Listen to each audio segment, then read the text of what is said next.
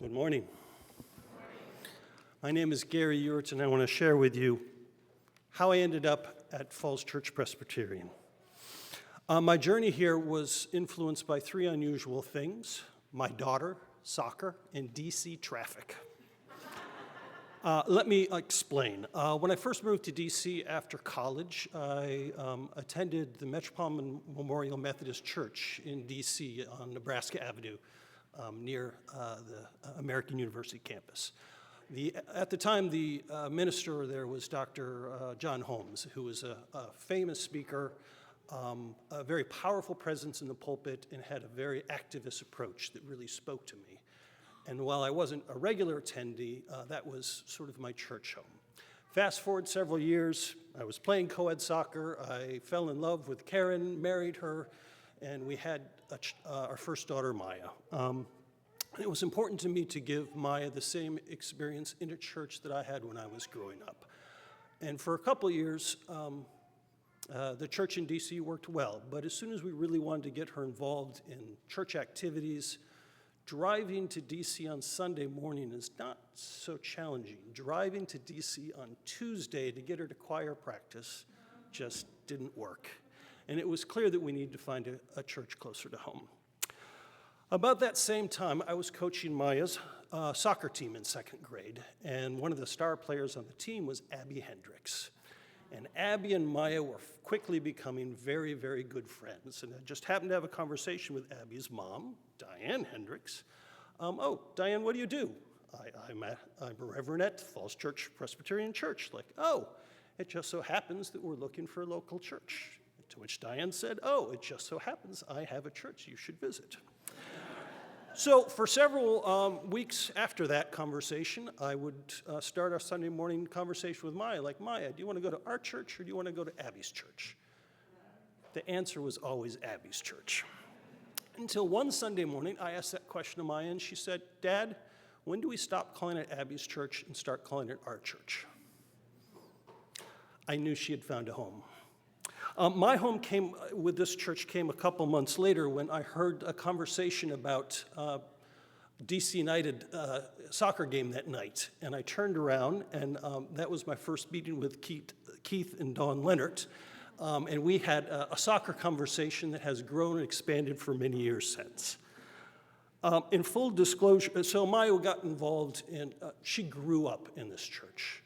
She made dear friends that she's still in touch with today as an adult. Her love of church and of church music grew in this church. So church for Maya was easy. In full disclosure, church with my son Graham was not. He hated coming to church, which was ironic because if I could finally win that battle of wills on Sunday morning to get him here, he actually enjoyed himself.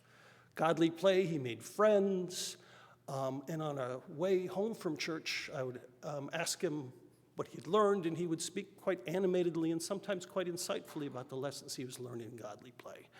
And then one Sunday morning, I said, hey, Graham, can you do me a favor? Can you remember how you're feeling right now and how much fun you had at church today? And that smile immediately left his face. He got grouchy, and I had somehow tricked him into enjoying church. So it was interesting that you mentioned confirmation process. So we forced Graham through the confirmation process, and that was probably the last time, except for Christmas, that he's been in this church. But the funny thing is, he still wears a cross every day on his necklace. And he and I will still have conversations about what it means to have faith and how faith shapes our lives. So somehow, despite all his resistance and all his intransigence about coming to church on Sunday morning, he grew up in this church as well. So I am grateful for how this church has helped both my children grow. But a funny thing else happened here. I've also grown in this church. I've had the opportunity to serve both as an elder and as a deacon, and has given me appreciation of the hard work that the staff here put in to make this church run, and the hard work that active congregants in this church do to make this church run.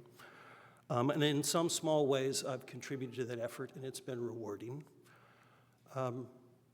So this has been a place of growth for me.